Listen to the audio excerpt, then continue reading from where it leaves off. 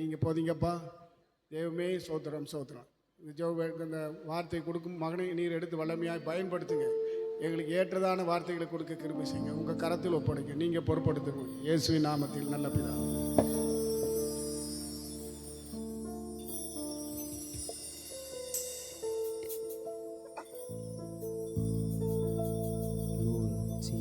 ஹல்லேலூயா, ஹல்லேலூயா.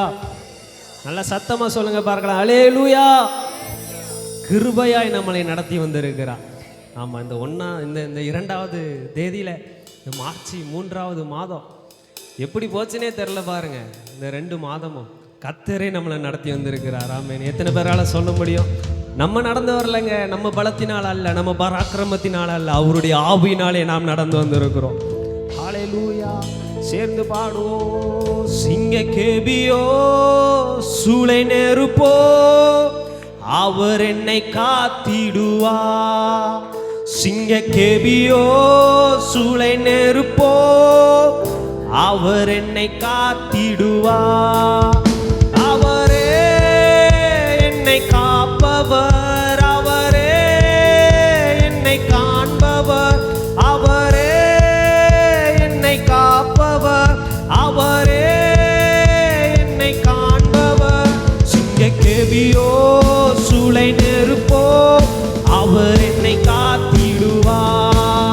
சிங்க கேபியோ சூளை நெருப்போ அவர் என்னை காத்திடுவா. சொல்வோம். சிங்க கேபியோ சூளை நெருப்போ அவர் என்னை காத்திடு. அவரே அவரே என்னை காப்பவர், அவரே என்னை காப்பவர், அவரே என்னை சிங்க கேபியோ சூளை நெருப்போ அவர் என்னை காத்திடுவா. சிங்க கேபியோ சூளை நெருப்போ அவர் என்னை காத்திடுவா. ராஜ்யம் எனக்குள்ளே வந்ததா, சூழ்ச்சிகள் என்னை ஒன்றும் செய்யாதே. தேவராஜ்யம் எனக்குள்ளே, சூழ்ச்சிகள். கரங்களை உயர்த்தி அற்புதம் அற்புதம் எனக்காக செய்பவர், என்னை அதிசயமாய் வழி நடத்துவார். அற்புதம் என்னை அதிசயமாய். 2 கரங்களை உயர்த்தி அவரே என்னை, அவரே என்னை, அவரே அவரே. சிங்க கேபியோ சூளை நெருப்போ அவர் என்னை காத்திடுவா. சிங்க கேபியோ சூளை நெருப்போ. எதிரிகள் என்னை சுற்றி வந்தாலும் தேவசுவேனைகள் கொண்டென்னை காப்பார். எதிரிகள் எதிரிகள் தூதர் சேனைகள் கொண்டென்னை ஆவியினால் ஆவியினால் யுத்தம் வெல்வேனே. சாத்தானை சமுத்திரம் விழுங்குமே ஆவியினால். சாத்தானை சமுத்திர. கரங்களை உயர்த்தி அவரே என்னை காப்பவர், அவரே என்னை, அவரே அவரே. சிங்க கேபியோ சூளை நெருப்போ அவர் என்னை காத்திடுவா. சிங்க கேபியோ அவர் என்னை. கரங்களை உயர்த்தி ஆராதனை ஆராதனை உமக்கே, ஆராதனை உமக்கே, ஆராதனை உமக்கே, ஆராதனை உமக்கே, ஆராதனை. ஓ ஆராதனை.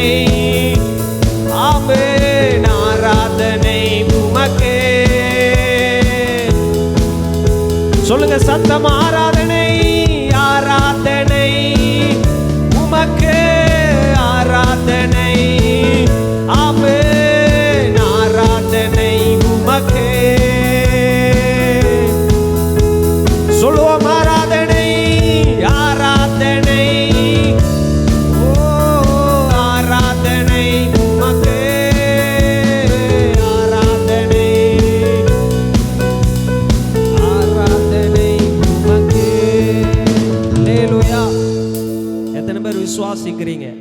எத்தனையோ சத்துருக்கள் நம் மீது பகைமையா எழும்பின போது, எதிரிகள் நம்மளை சுற்றி வந்தாலும், ஆமாம், எத்தனையோ சத்துருக்கள் வந்தாங்க. எவ்வளவோ சத்துருக்கள் வந்தாங்க. சத்துருவின் ஆயுதங்கள் உருவாக்கப்பட்டது. இந்த 2 மாதங்களும் நம்மளை எப்படி ஆகிலும் கீழே விழ பண்ணணும், பரிசுத்த வாழ்க்கையை கெடுக்கணும்னு சொல்லிட்டு அநேக சத்துருக்கள் எழும்பினார்கள். ஆனால் கர்த்தர் தம்முடைய தூதர்களை அனுப்பி நம்மளை பாதுகாத்திருக்கிறார். நம்மளை பாதுகாத்திருக்கிறார். நல்ல கரங்களை தட்டி, ஓ எதிரிகள் என்னை சுற்றி வந்தாலும் தூதர் சேனைகள் கொண்டென்னை காப்பாரே. எதிரிகள் என்னை சுற்றி, தூதர் சேனைகள் ஆவியினால் யுத்தம் வெல்வேனே. சாத்தானை சமுத்திரோ, ஆவியினால் யுத்தம், சாத்தானை சமுத்திரோ. அவரே அவரே என்னை, அவரே என்னை, அவரே அவரே. சிங்கக்கேபியோ சூளை நெருப்போ, அவர் என்னை காத்திடுவார். சிங்கக்கேபியோ சூளை நெருப்போ காத்திடுவார். நல்ல கரங்களை தட்டி கர்த்தரை மகிமைப்படுத்துங்க பார்க்கலாம். ஓ, நான் இருப்பது நிர்மூலமாகாது இருப்பது கர்த்தருடைய கிருபை. அவரே நீ நடத்தி வந்திருக்கிறார். சிங்க கெபிகள் வந்த பொழுதோ, எரி அக்னி சூளைகள் வந்த பொழுதோ, கர்த்தரின் நடுவுல நின்ற அவைகளில் இருந்து என்னை விடுவித்த கர்த்தர், அவர் இனிமேலும் நம்மளை வழி நடத்துவார். நல்ல கரங்களை தட்டி தேங்க்யூ ஜீசஸ், தேங்க்யூ ஜீசஸ். நன்றி ஆண்டவரே. அப்பா, எங்களை மறைத்து கர்த்தர் நீர் பேசுங்கப்பா. இந்த மாதத்திற்கு தேவையான வார்த்தைகளை எங்களோடு கூட நீர் பேசுவீராக. மீட்பர் இயேசு கிறிஸ்துவின் நாமத்தில் ஜெபிக்கிறோம் எங்கள் நல்ல பிதாவே, ஆமென். நல்ல கரங்களை அசைத்து ஒரு அல்லேலூயா சொல்லுங்க பார்க்கலாம். நாம் ஆராதிக்கிற தேவன் ஜீவன் உள்ளவராயிருக்கிறார். ஆமென். எரிகிற அக்னி சூளைக்கும், ஆமாம், அநேக சத்துருக்களுடைய கண்களுக்கும் விலக்கி நம்மளை பாதுகாக்கிற கர்த்தர்.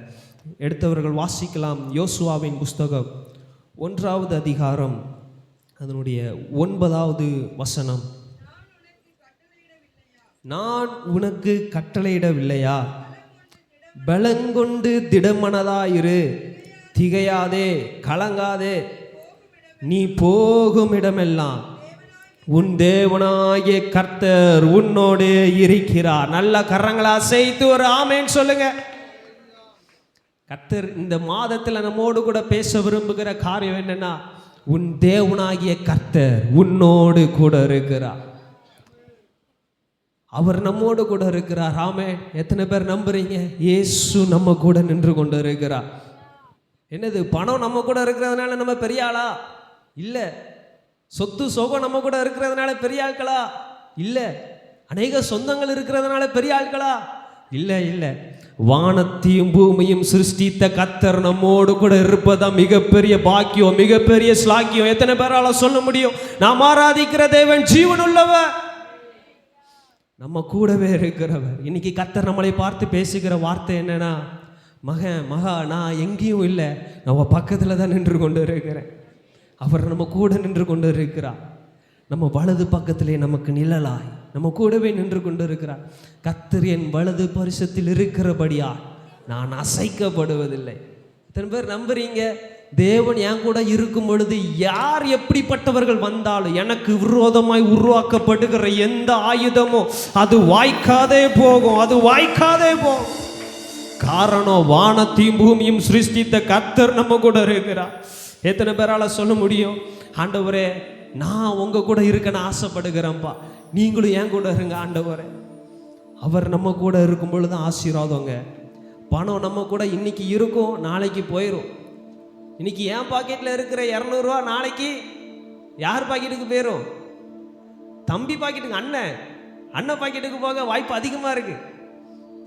அந்த 200 ரூபா அடுத்த நாள் எங்கே போகும்? வேற ஆள் பாக்கெட்டுக்கு போகும். பணம் இன்னைக்கு இருக்கும், நாளைக்கு போகும். இன்னைக்கு நம்ம கரங்களில் இருக்கிற அநேக காரியங்கள் நாளைக்கு இருக்குமான்னு கேட்டால் கேள்விக்குறி தான். கடைசி வரைக்கும் இருக்காது. பெற்ற பிள்ளைகள் கூட கடைசி வரைக்கும் கூட இருப்பாங்களான்னு கேட்டால் கேள்விக்குறிதான்.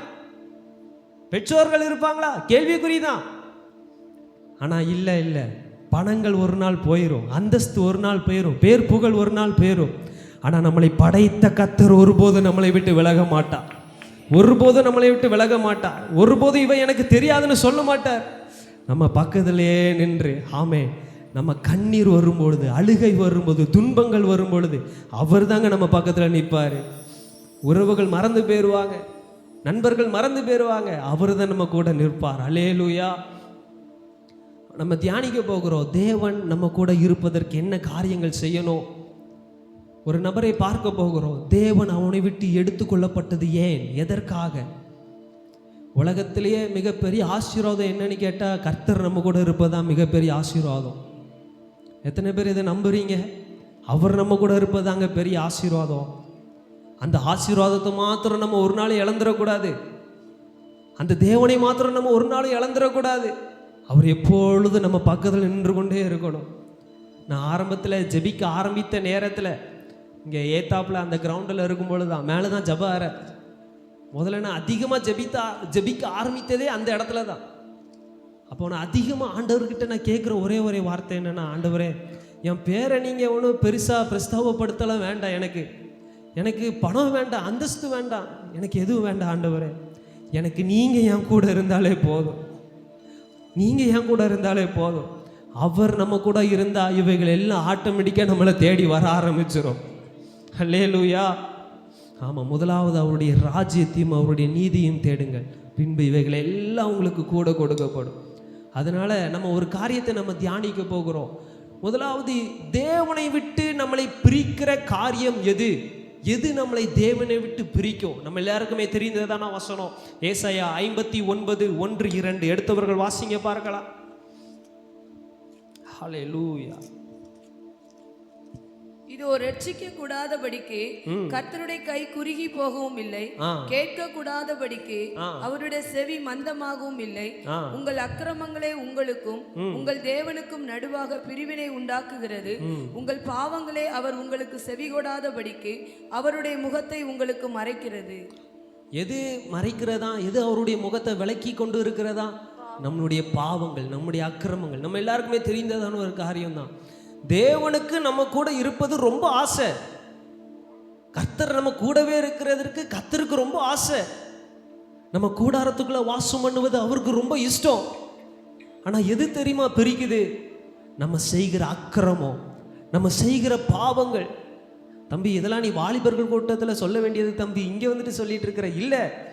முடிவு பரியந்தம் நிலைத்திருக்கிறவன் தான் ரட்சிக்கப்படுவான். எல்லாருக்குமே போராட்டம் உண்டு, எல்லாருக்குமே பூமியில வாழுகிற எல்லாருக்குமே மரண பரியந்தம் என்னது உண்டு? போராட்டங்கள் உண்டு, உபத்திரவங்கள் உண்டு. பாவ போராட்டம் சோதிக்கும், ரொம்ப சோதிக்கும். ஆனா நம்ம அவர் எப்பொழுதும் நம்ம பக்கத்தில் வைத்து கொண்டு இருக்கணும். எப்போ தெரியுமா கர்த்தர் நம்மளை விட்டு எடுத்துக்கொள்ளப்படுவார்? என்னைக்கு நம்ம மீது பாவங்கள் சுமத்தப்படுகிறதோ, என்னைக்கு நம்ம இருதய கரைப்படுகிறதோ, அன்றைக்கு அவர் நம்மளை பார்க்கக்கூடாதபடிக்கு அவருடைய முகம் மறைக்கப்பட்டு போகும். நம்ம ஒருவரை நாம் தியானிக்க போகிறோம். எது தடையாய் மாறினது? கர்த்தர் சொல்லுகிறார், நான் வா கூட தான் இருக்கிறேன், ஆனால் எது தெரியுமா தடையாக இருக்கிறது? நம்ம ஒரு காரியத்தை தியானிக்க போகிறோம். நியாயாதிபதிகள் 16வது அதிகாரம் 20வது வசனத்தை எடுத்தவர்கள் வாசிங்க பார்க்கலாம். நியாயாதிபதிகள் 16:20. அவன், சிம்சோனே, பெலிஸ்தர் உன்மேல் வந்து விட்டார்கள் என்றான். அவன் நித்திரை விட்டு விழித்து, அவன் நித்திரையை விட்டு விழித்து, கர்த்தர் தன்னை விட்டு விலகினதை அறியாமல் எப்போதும் போல உதறி போட்டு வெளியே போவேன் என்றான். இங்க பாருங்க, சிம்சோனை பத்தி நம்ம எல்லாருக்குமே தெரியும். இந்த சம்பவம் நம்ம எப்பொழுதுமே வாசிக்கிற சம்பவம், எல்லாருக்குமே மனப்பாடமா தெரிந்ததான ஒரு சம்பவம். இதுல பார்க்கிறோம், கர்த்தருடைய ஆவி அவனை விட்டு எடுத்துக்கொள்ளப்பட்டதை அவன் அறியாதிருந்தான். எப்படிங்க ஒரு மனுஷனால் அறிய முடியாமல் இருந்தது? நான் ஒன்று சொல்லட்டா, கர்த்தருடைய ஆவி நம்ம மேலே வரும்பொழுது அடையாளம் தெரியும். 4-5 சேரை உடைப்போம், பக்கத்தில் உள்ள ஆளுக்கு குத்து விழும். எனக்கு 4 மாவடி சம்பவம் ஞாபகம் வருது.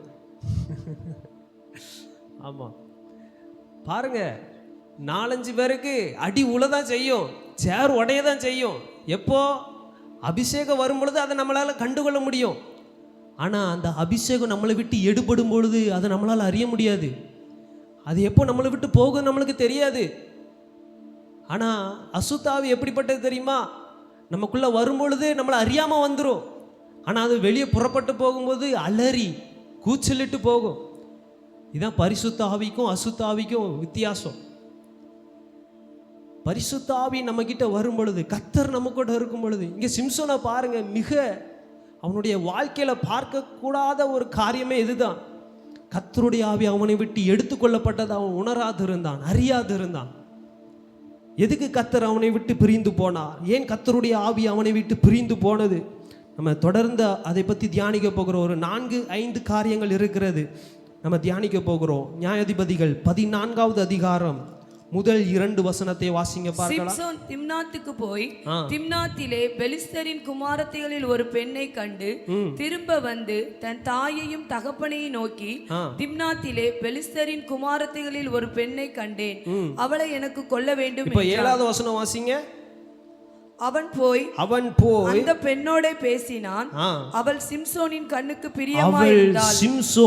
கண்ணுக்கு பிரியமாயிருந்தாள்.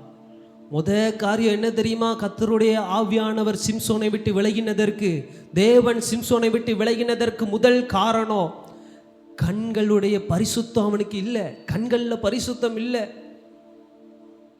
கண்களை தன்னுடைய கண்ட்ரோல் அவனால வைக்க முடியல. பாருங்க, இன்னைக்கு நம்ம வாழ்க்கையில நம்ம எல்லாவற்றையும் ஆண்டவருக்கு விட்டு கொடுக்கிறோம். ஆனா ஏதோ 1% நமக்காண்டி நம்ம வைத்திருக்கிறோமே.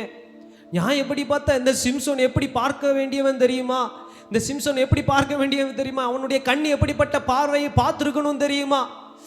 ஐயோ, என் ஜனங்கள் அடிமைப்பட்டு இருக்கிறார்களே, என் ஜனம் அடிமைப்பட்டு இருக்கிறார்களே, இப்படி அடிமைப்பட்டு இருக்கிறார்களே, அவர்களை நான் எப்படி ஆகிலும் விடுவிக்க வேண்டுமே. இந்த ஜனத்தை யார் விடுவிப்பா? இப்படிப்பட்ட கண்ணோட்டத்தில் சிம்சோன் பார்க்க வேண்டிய சிம்சோன், அவனுக்கு தெளிலால் தன்னுடைய பார்வைக்கு பிரியமாய் மாற்றப்பட்டான். இன்னைக்கு நம்முடைய கண்கள் எதை நோக்கி கொண்டு இருக்கிறது? கர்த்தருடைய வேதத்தை வாசிக்கிறதற்கு நம்ம கண்கள் ஆவலா இருக்குதா, இல்ல வேற எதையோ பார்ப்பதற்கு ஆவலா இருக்கிறதா?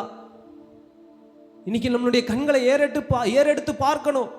எத்தனையோ ஜனங்கள் வலது கைக்கும் இடது கைக்கும் வித்தியாசம் தெரியாமல் ரட்சிக்கப்படாத அநேக ஆடுகள் உண்டே, மந்தியில் சேர்க்கப்படாத அநேக ஆட்டுக்குட்டிகள் உண்டே. நம்ம அந்த கண்ணோட்டத்தில் நம்ம பார்க்கணும். இந்த கண்கள் எங்க போச்சு சிம்சோனே? ஓ கண்கள் எங்க போச்சு சிம்சோனே?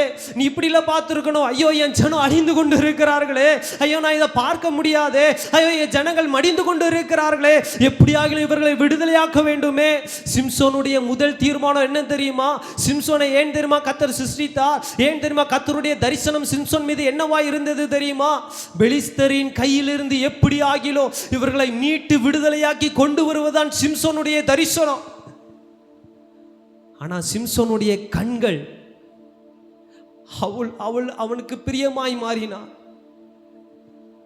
இன்னைக்கு நம்மளுடைய கண்கள் எப்படிப்பட்டதை பார்த்து கொண்டு இருக்கிறது? உலக காரியங்களை பார்த்து கொண்டு இருக்கிறதா? உலக காரியத்தோடு ஸ்நேகம் வைத்து கொண்டு இருக்கிறோமா? இன்னைக்கு கர்த்தர் பேச விரும்புகிற காரியம், இல்ல சிம்சோனே, இல்ல சிம்சோனே, உன் கண்களை நீ பரிசுத்தப்படுத்து. நான் உன் கூட தங்கணும், நான் உன் கண்களை நீ பரிசுத்தப்படுத்தி தான் ஆகணும் சிம்சோனே.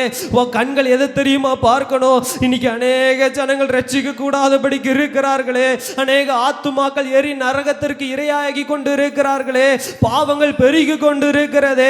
இந்த கண்ணோட்டத்தில் தான் நம்ம பார்த்து கொண்டு இருக்கணும். ஆனா இன்னைக்கு அநேக தேவ பிள்ளைகள் உலக பார்வையை பார்க்கிறது நிமித்தம் கர்த்தர் அவர்கள் கூடாரத்துக்குள்ள வாசம் பண்ண முடியவில்லை, கர்த்தர் அவர்கள் இருதயத்தில் வாசம் பண்ண முடியவில்லை. எதுக்குங்க சிம்சோனை விட்டு கர்த்தருடைய ஆவி விலகி போனா? முதல் காரியம், அவன் கண்களில் பரிசுத்தம் இல்லை. உங்களுக்கு ஒன்று சொல்லட்டா, நம்ம எதை அதிகமாக பார்க்குறோமோ நம்ம அதுவாக மாறிடுவோம். ஒருத்தன் அதிகமாக குடிக்கிறான்னு வைங்களேன், அப்போ அதிகமாக எதை தான் பார்க்குறான்னு அர்த்தம். அதிகமாக குடிக்கிறவர்களை பார்த்து கொண்டு இருக்கிறான்னு அர்த்தம். சொல்லுவாங்க தெரியுமா, உன் நண்பனை நீ சொல்லு, உன்னைய பற்றி நான் சொல்லிடுறேன். நம்ம சேர்க்கிற சேர்க்கை, நம்ம பார்வை எது அதிகமாக இருக்கிறது?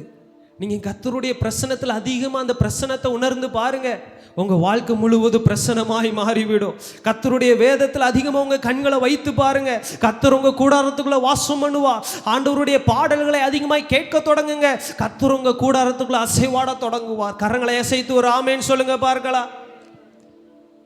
சிம்சோன் கண்களை விட்டு கண்களை பரிசுத்தமாக்க தவறி போனான் சிம்சோன். இரண்டாவதாக நம்ம பார்க்க போகிறோம், இதே போலதாங்க ஆதாம் ஏவாளும். வாசிக்கலாமா? ஆதியாகமம் 3வது அதிகாரம். ஹல்லேலூயா. எடுத்தவங்க வாசிங்க பார்க்கலாம். ஆதியாகமம் 3 அதனுடைய 5வது வசனம் நினைக்கிறேன்.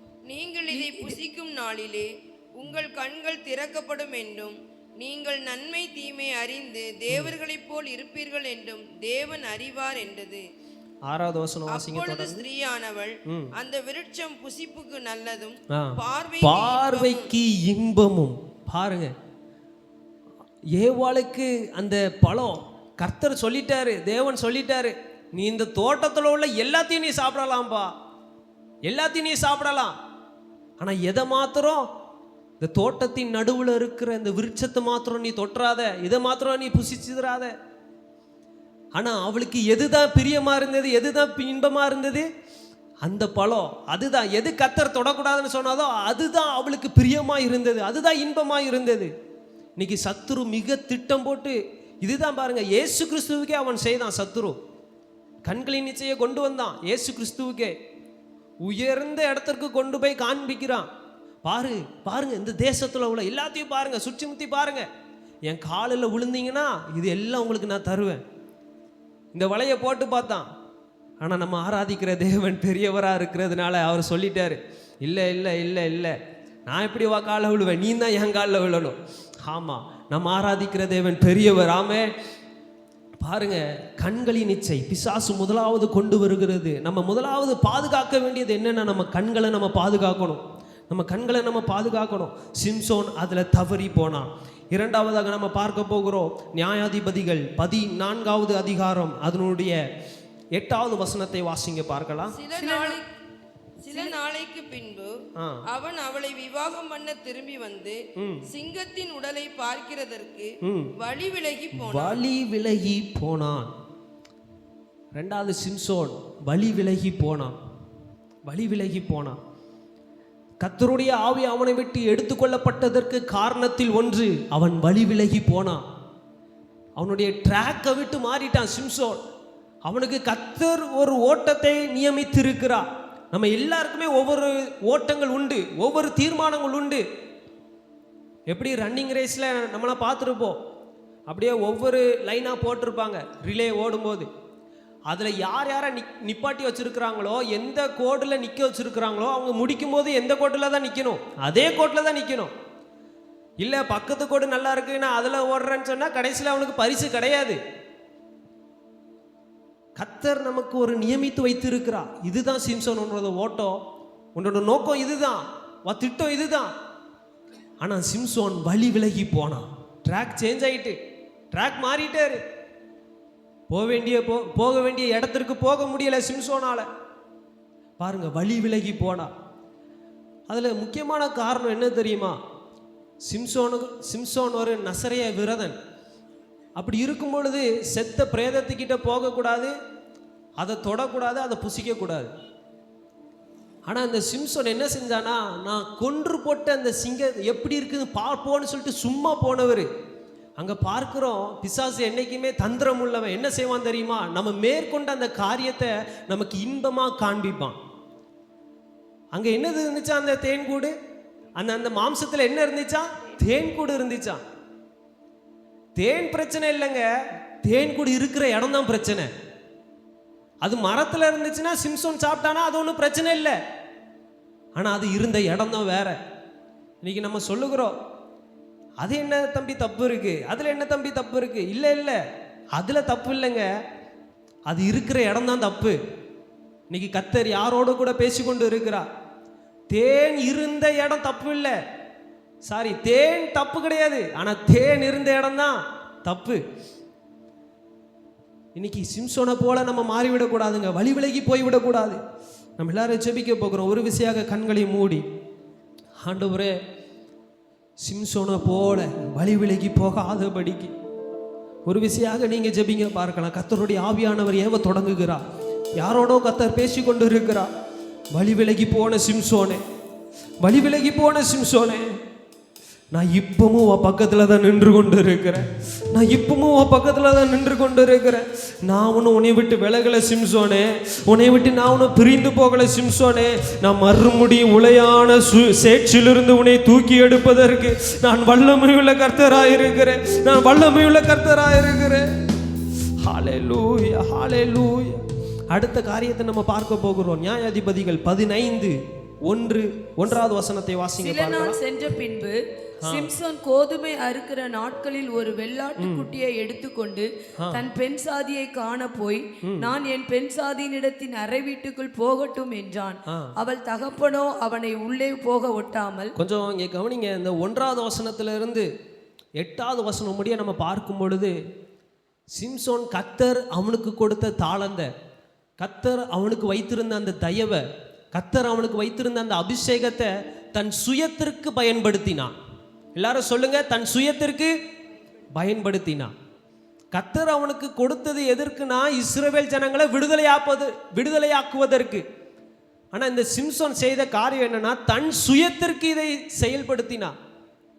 300 ஓநாய்களை ஒன்னா பிடிச்சு அதனுடைய வாள்களில் தீபந்தத்தை பத்த வச்சு வயல்வெளிகளில் ஓட விடுகிறான், திராட்சை தோட்டத்தில் ஓட விடுகிறான். இது எது நிமித்தம்? இது சிம்சோனுடைய சுய சித்தம். இது கர்த்தருடைய திட்டம் கிடையாது. இது சிம்சோனுடைய திட்டம். உங்களுக்கு இப்போ புரிகிற மாதிரி நான் சொல்லுகிறேன் பாருங்க. இப்போ 10ஆம் கிளாஸ் எழுதுகிற மாணவர்களாக இருக்கட்டும், எழுதி முடிச்சிருப்பாங்க, இல்லை 12th எழுதி முடிச்சிருக்கிற வாலிபர்களாக இருக்கட்டும். இப்போ வீட்டில் வந்து சொல்லுவாங்க, இப்போ அம்மா சொல்லுவாங்க, ஐயா நீ 11th இந்த குரூப் எடு அப்படிம்பாங்க. ஆனால் அப்பா சொல்லுவாங்க, ஐயா நீ 11th இந்த குரூப் எடு. இதுக்கு 2 பேருக்கு நடுவில் அந்த பிள்ளை ஒன்று சொல்லும், நான் இந்த குரூப் தான் எடுக்க போகிறேன் அப்படின்னு. அது மாதிரி 12th அதே மாதிரி தான், நான் இந்த குரூப்பு காலேஜ் சேர போகிறேன். அம்மா சொல்லும், நீ இந்த காலேஜுக்கு போகாத, தருதலையாக மாறிடுவேன், இந்த காலேஜுக்கு போ. ஆனால் அப்பா சொல்லுவார், நீ அந்த காலேஜுக்கு போ. இதுக்கு இடையில இது போட்டு குழம்பிட்டு இருக்கோம் நடுவில். இதில் தான் நம்ம அறிய வேண்டிய ஒரு காரியம் இருக்குது. என்னன்னா, இப்படி போட்டு சண்டை போடுறதை விட என் சித்தம் நிறைவேறணும், என் சித்தம் நிறைவேறணும். கர்த்தர் பிள்ளைகளை ஆசீர்வாதமாக கொடுத்தது. பிள்ளைகள் கர்த்தரால் வரும் சுதந்திரம். அந்த சுதந்திரத்தை நம்ம இஷ்டத்திற்கு, நம்ம சுயத்திற்கு நம்ம ஒப்பு கொடுக்க கூடாது. நீ இதுபடி நீங்க ஒரு விஷயம் நீங்க கேட்டு பாருங்களேன். ஆண்டவர் சமூகத்தில் உட்கார்ந்து, ஆண்டவரே இந்த பிள்ளை நீங்க தந்தது ஆண்டவரே, இது நீங்க தந்த ஆசீர்வாதம் ஆண்டவரே, இதை நான் உம்முடைய சித்தத்திற்கு நான் ஒப்பு கொடுக்கிறேன், நீங்க நிறைவேற்றுங்க ஆண்டவரே. எந்த காலேஜில் சேர்க்கணும், எந்த குரூப் எடுக்கணும், நீங்க சொல்லுங்க ஆண்டவரே, நான் சேர்க்கிறேன். இதுதாங்க தேவனுடைய திட்டம். இதுதான் தேவனுடைய திட்டம். பாருங்க, சிம்சோனை வீட்டு கர்த்தருடைய ஆவி எடுத்துக்கொள்ளப்பட்டதற்கு ஒரு காரணம் என்னன்னா, கர்த்தர் அவனுக்கு கொடுத்த அபிஷேகத்தை தன்னுடைய சுயத்திற்கு பயன்படுத்த தொடங்கினான். அடுத்த காரியத்தை தியானிக்க போகிறோம். நியாயாதிபதிகள் 16வது அதிகாரம் 4வது வசனம். அதற்கு பின்பு அவன் சோரேக் ஆற்றங்கரையில் இருக்கிற தெலீலாள் என்னும் பேருள்ள ஒரு ஸ்திரீயோட சிநேகமாய் இருந்தான். பாருங்க, யாரு கூட சிநேகமா இருக்கிறான்? இவன் சிநேகமா இருக்கிற இடம் என்ன? சிநேகமா இருக்கிற நபர் யாரு? சிம்சோன் தரிசனம் பெற்றவன். ஆனா தரிசனம் பெறாத ஒருவளோடு சிநேகம் வைக்கிறான். இன்னைக்கு நம்ம யாரு கூட சேர்ந்து கொண்டு இருக்கிறோம்? கர்த்தருடைய ஆவி அவனை விட்டு எடுத்துக்கொள்ளப்பட்டதற்கு முக்கிய காரணமே இதுதாங்க. அவன் யாரு கூட தொடர்பு வைத்து இருக்கிறான், யாரு கூட இருக்கிறான், யாரு கூட அவன் இருக்கிறான், இதுதான் முக்கியம். தரிசனம் பெற்ற சிம்சோன் தரிசனம் பெறாத ஒரு நபரோடு சிநேகம் வைத்தான். இன்னைக்கு நம்ம சிநேகம் எங்க இருக்கிறது? நம்மளுடைய சிநேகம் யார் மீது இருக்கிறது? உலகத்தின் மீது இருக்கிறதா, இல்ல கர்த்தர் மீது இருக்கிறதா? கர்த்தர் மீது இருந்தால் அவர் நம்மோடு கூட இருப்பார். அல்லேலூயா. கரங்களை அசைத்து ஒரு ஆமேன்னு சொல்லுங்க பார்க்கலாம். பாருங்க, நடப்பது எல்லாம் அடுத்து தொடர்ந்து நம்ம பார்க்கிறோம். 20வது வசனத்தில் அப்போதான் நம்ம பார்க்கிறோம், கர்த்தர் தன்னை விட்டு விலகினதை அறியாமல் எப்போதும் போல உதறி போட்டு வெளியே போவேன் என்றான். ஆனால் நடந்தது என்ன தெரியுமா? 21வது வசனத்தை வாசிக்கும் பொழுது, பெலிஸ்தர் அவனை பிடித்து அவன் கண்களை பிடுங்கி அவனை காசாவுக்கு கொண்டு போய் அவனுக்கு 2 வெண்கல விலங்கு போட்டு சிறைச்சாலையிலே மாவரைத்து கொண்டிருக்க வைத்தார்கள். அவர்களை முறியடிக்க வேண்டிய சிம்சோன் இன்னைக்கு எப்படி ஆயிட்டானா அவர்களுக்கு முன்பதாக வேடிக்கை பொருளாய் மாறி போனான். நான் ஒன்று சொல்லட்டா, கர்த்தருடைய ஆவி நம்மளை விட்டு போயிட்டாருன்னு வைங்களேன். நான் ஒன்று சொல்லுகிறேன், கர்த்தருடைய ஆவி என்னைக்கு நம்மளை விட்டு போக மாட்டார். ஆனால் இந்த அபிஷேகம் நம்மளை விட்டு எடுத்துக்கொள்ளப்படும். அது பேட்டுன்னு வைங்களேன், நம்ம சத்துருக்கு எப்படி மாறிடுவோம் தெரியுமா? வேடிக்கை பொருளாக மாறிடுவோம். வேடிக்கை பொருளாக மாறிடுவோம். இன்னும் நம்ம மொழியில் சொல்ல போனால் நம்ம ஜோக்கரை மாறிடுவோம். அவ்வளோதான். சாத்தானுடைய பார்வைக்கு நம்ம யாரு தான்? ஜோக்கர் தான். வெளியே நடிக்கலாம், வெளியே நம்ம நீதிமான்கள் போல காண்பித்துக் கொள்ளலாம். ஆனால் சத்துருவோட கண்களுக்கு நம்ம யாரு தான்? ஜோக்கர் தான். சிம்சோன் இப்போ பெலிஸ்தருடைய பார்வைக்கு எப்படி இருந்தான் தெரியுமா? பலசாலி போலதான் இருந்தான், பலவானாதான் இருந்தான்.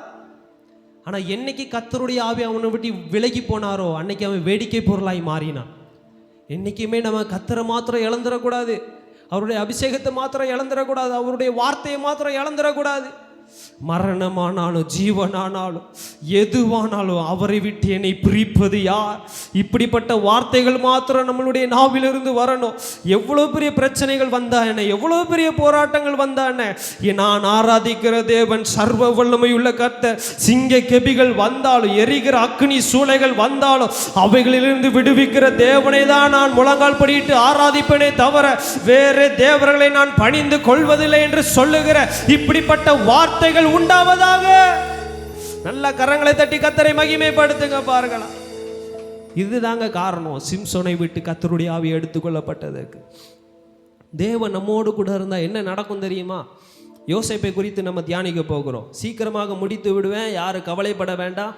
ஆதியாகமம் 39வது அதிகாரம் அதனுடைய 2வது வசனம் 3வது வசனம் வாசிங்க. கர்த்தர் யோசேப்போடே இருந்தார், அவன் காரிய சித்தி உள்ளவனானான்.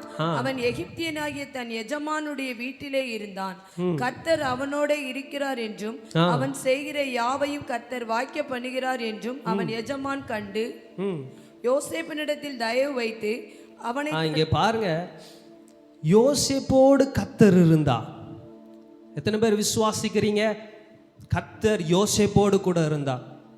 யோசேப்போடு கர்த்தர் இருந்தது நிமித்தம் என்ன நடந்தது தெரியுமா? அவன் செய்கிற காரியங்கள் யாவும் வாய்த்தது.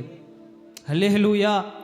கர்த்தர் ஒருத்தன் கூட இருந்தாருன்னு வைங்களேன், அவன் செத்த பிரேதத்தை தொட்டாலும் அது எப்படி இருக்கும்? உயிரோடு எழும்பும். இங்கே எலிசா செத்து போயிட்டாரு, எலிசா செத்து போயிட்டாரு, எலும்பா மாறிட்டாரு, எலும்பு கூட மாறிட்டாரு. ஆனாலும் அந்த எலும்புல செத்த பிரேதம் பட்ட பொழுது அது உயிர் அடைந்தது. இதுதான் கர்த்தர் ஒருவன் கூட இருப்பதற்கான ஒரு அடையாளம். நம்ம மரணத்திலையும், அப்போ அடிக்கடி சொல்லுவாங்க, நம்ம மரணத்திலையும் 10 பேர் ரட்சிக்கப்படணும். நம்ம மரண ஆராதனையில், அடக்க ஆராதனையில் 10 பேர் ரட்சிக்கப்படணும். அப்படி நம்ம சாட்சியை பெற்றிருக்கணும். அல்லேலூயா. ஆமாம், நிறைய பேர் அந்த சமயத்தில் என்ன சொல்லுவாங்கன்னா, அவங்க செஞ்ச நன்மையை மாத்திரம் சொல்லுவாங்க, எதுக்கு போட்டு வம்பு அப்படின்னு. ஆமாம், நம்மளுடைய வாழ்க்கையில் எப்படி இருக்கணும்னா, அந்த மரண நேரத்துலையுமே 10 பேர் ரட்சிக்கப்படணுங்க நம்ம சாட்சியை சொல்லும் பொழுது. இப்படிப்பட்ட வாழ்க்கையை நம்ம வாழணும். முதல் காரியம், கர்த்தர் நம்ம கூட இருந்தார்னா என்ன நடக்கும்னா, காரியம் யாவும் வாய்க்கும். 2வதாக, மனுஷருடைய கண்களில் நமக்கு தயவு கிடைக்கும். அல்லேலூயா, தயவு கிடைக்கும். ஆனால் இவைகள் எல்லாம் எப்போ கிடைக்கும்னா, முடிவில் தான். யோசேப்பினுடைய வாழ்க்கையில் இவைகள் எல்லாம் எப்போ தான் கிடச்சிச்சு? முடிவில் தாங்க இதெல்லாம் கிடச்சிச்சு. ஆனால் ஆரம்பத்தில் கர்த்தர் அவனோடு கூட இருக்கும் பொழுது என்ன நடந்துச்சு தெரியுமா? கர்த்தர் நம்ம கூட இருக்கிறார் என்பதை நம்ம எப்படி அடையாளம் கண்டுகொள்ளலாம் தெரியுமா? நம்மளை தூக்கி குழியில் போடுவாங்க, அதுதான் அடையாளம் கர்த்தர் நம்ம கூட இருக்கிறார் என்பது. சகோதரர்கள் எல்லாரும் வெறுப்பாங்க, இதுதான் அடையாளம் கர்த்தர் நம்மோடு கூட இருக்கிறார் என்பது. அடிமையாக விற்கப்படுவோம், இதுதான் அடையாளம் கர்த்தர் நம்மோடு கூட இருக்கிறார் என்பது. நம்ம கூடவே பிறந்தவங்க நம்மளை பார்த்து அநேக வார்த்தைகளை சொல்லுவாங்க. அடே, உன்னைய பற்றி எனக்கு தெரியாதா? சின்ன வயசுலேருந்து என் கூட தானே இருந்தேன், என்னென்ன அநியாயம் பண்ணியிருப்பேன் எனக்கு தெரியாதா சொல்லுவாங்க, எதிர்த்து நிற்பாங்க. இதுதாங்க அடையாளம் கர்த்தர் நம்ம கூட இருக்கிறார் என்பது. ஒன்று நினச்சிக்கோங்க, புரிஞ்சுக்கோங்க. நமக்கு விரோதமாக நிறைய போராட்டங்கள் வருதுன்னா, அநேக வார்த்தைகள் வருதுன்னா, அநேக உபத்திரவங்கள் வருதுன்னா, துன்பங்கள் வருதுன்னா, பேச்சுகள் வருதுன்னா, ஒன்று புரிஞ்சுக்கோங்க, கர்த்தர் நம்மோடு கூட நின்று கொண்டு இருக்கிறார். நாம் ஆராதிக்க கர்த்தர் நமக்கு துணை நின்று கொண்டு இருக்கிறார். பாருங்க, சிறைச்சாலையின் அனுபவம், பொய் குற்றச்சாட்டுக்கு போடப்படுகிறார், இது எல்லாம் அடையாளங்க கர்த்தர் நம்ம கூட இருக்கிறார் என்பது. ஆரம்ப கட்டத்தில் அப்படிதான் இருக்கும். இயேசு சொன்னார்ல, என்னை பின்பற்ற விரும்புகிறவன் தன்னைத்தான் வெறுத்து தன் சிலுவை எடுத்துக்கொண்டு என்னை பின்பற்றி வாங்க சொல்லுகிறார்ல. எல்லாரும் சிலுவையை சுமந்து தான் ஆகணும். அவர் மீது ஸ்நேகம் வைத்தோன்னு வைங்களேன், காரியம் என்ன நடக்கும்னா, நம்ம சகோதரர் எல்லாரும் நம்மளை வெறுப்பாங்க, நமக்கு விரோதமாய் வார்த்தைகள் எழும்போம். இதுதான் அடையாளம். அடுத்ததாக பார்க்க போகிறோம், இயேசு இருந்த படகுல கூட என்னது இருந்துச்சு? அலைகள் வந்துச்சு. இயேசு நம்ம கூட இருந்தார்னா பிரச்சனை கிடையாதுன்னா நான் சொல்ல மாட்டேன். இயேசு கிறிஸ்து நம்ம கூட இருக்கும் பொழுதுதான் பிரச்சனை அதிகமாக வரும், போராட்டங்கள் அதிகமாக வரும். நீதிமானுக்கு அநேக உபத்திரவங்கள் உண்டு, ஆனாலும் கர்த்தர் அவைகள் எல்லாவற்றிலும் இருந்து அவனை விடுவிப்பான். பிரச்சனை வரதா செய்யும், அநேக பிரச்சனைகள் வரும், அவைகளிலிருந்து கர்த்தர் நம்மளை விடுவிக்க வல்லவர் உள்ளவராய் இருக்கிறார். ஏன் தெரியுமா அந்த படகுல அலைகள் வந்தது? காரணம் சீசர்களை உருவாக்குவதற்காக. ஆமென். நமக்கு வருகிற பிரச்சனை நம்மளை அழிக்கிறதற்காக கிடையாதுங்க, நம்மளை உருவாக்குவதற்காக. எத்தனை பேர் நம்புறீங்க? ஆமென். அவர் நம்ம கூட இருக்கணும்னா நம்ம செய்ய வேண்டிய காரியம் என்ன தெரியுமா? நம்ம நாவை அடக்க நம்ம கற்றுக்கொள்ளணும். நாவை அடக்க ஒரு மனுஷராலும் கூடாது. ஆனாலும் நம்ம கர்த்தர் சமூகத்தில் இருந்து, ஆண்டவரே எனக்கு கிருபை செய்யுங்கப்பா, எனக்கு கிருபை செய்யுங்கப்பா, கிருபை செய்யுங்கப்பா, என் நாவை நான் உங்கள் கரத்தில் தாரம்பா சொல்லி ஜெபித்து பாருங்க. உங்கள் நாவில் இருந்து வருகிற எல்லா வார்த்தைகளும் பிறருடைய காயங்களை ஆற்றுகிறதாய் மாத்திரம்தான் இருக்கும். ஆமென். நம்முடைய நாவுகளை நம்ம அடக்கணும். யோசேப்பு ஒருபோது தன்னுடைய நாவை திறந்து தன்னுடைய நியாயத்தை வெளிப்படுத்தலை, மௌனமாக இருந்தார். இயேசு கிறிஸ்துவுமே பேச வேண்டிய இடத்துல மட்டும்தான் பேசினார், மீதி எல்லா இடத்துலையுமே மௌனமாக இருந்தார். அடிக்கப்படுகிற ஆட்டுக்குட்டியை போல மௌனமாக இருந்தார். நம்ம நாவை அடக்க வேண்டிய இடத்துல அடக்கி தான் நம்ம ஆகணும். இன்னொன்று முக்கியமான காரியம், தேவன் நம்ம கூட இருப்பதற்கு என்ன செய்யணும் தெரியுமா? அவர் நம்ம கூட இருக்கணும்னா முதல்ல நம்ம அவரோடு இருக்கணும். ஹல்லேலூயா. சும்மா எல்லாரு கூடயும் கர்த்தர் இருக்க மாட்டாரு. அவர் நம்ம கூட இருக்கணும்னா முதல்ல நம்ம அவரோடு கூட இருக்க பழகணும், அவர் சமூகத்தில் இருக்க பழகணும், வேதத்தை அதிகமாக தியானிக்க நம்ம பழகணும், வசனத்தை வாசிக்க பழகணும், பிறருக்கு அந்த நற்சாட்சியை சொல்லுவதற்கு நம்ம பழகணும். இப்படி பழகிறவர்களோடு தான், அவரோடு பழகிறவர்களோடு தான் கர்த்தர் இருப்பார். ஹல்லேலூயா.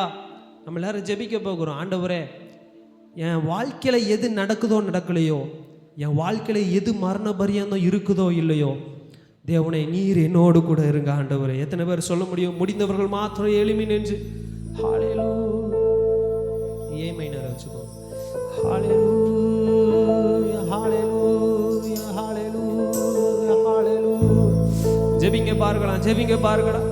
ஆண்டவரே நீர் போதும்பா, நீர் போதும் ஆண்டவரே. எத்தனை பேரால் உண்மையாக சொல்ல முடியும்? இன்றைக்கு கர்த்தர் நம்ம கிட்ட பேசின வார்த்தை நிறைய பேரோடு கர்த்தர் பேசியிருக்கிறா.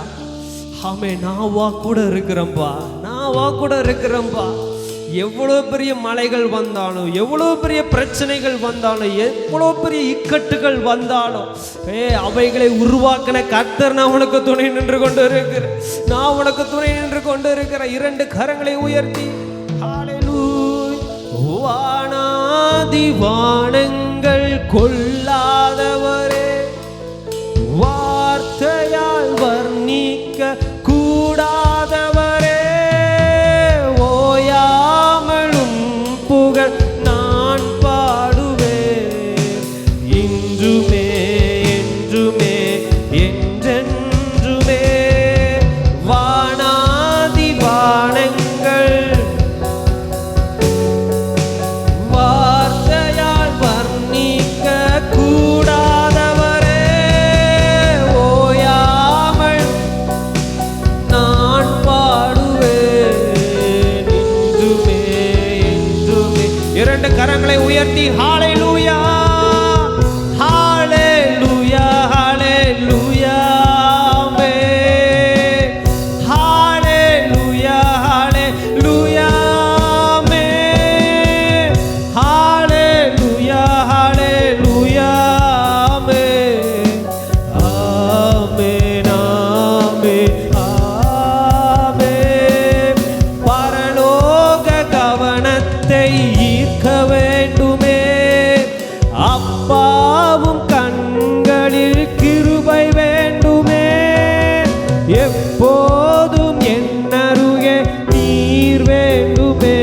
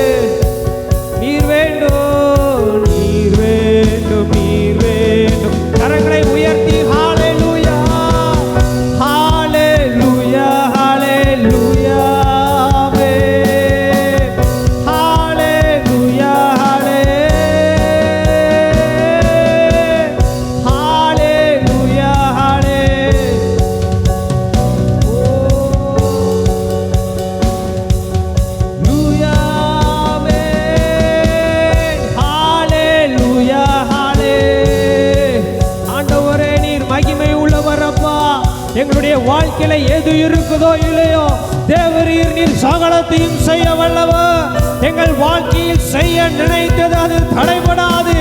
எங்கள் மத்தியிலே உலாவுகிற தேவனே, எங்களோடு வாசம் பண்ணுகிறவரே, நீர் நல்லவர், நீர் நல்லவர், நீர் நல்லவர், நீர் நல்லவர். நல்ல கரங்களை தட்டி கர்த்தரை மகிமைப்படுத்துங்க பார்க்கலாம். ஆண்டவரே, நீர் எங்களோடு கூட இருப்பீராக.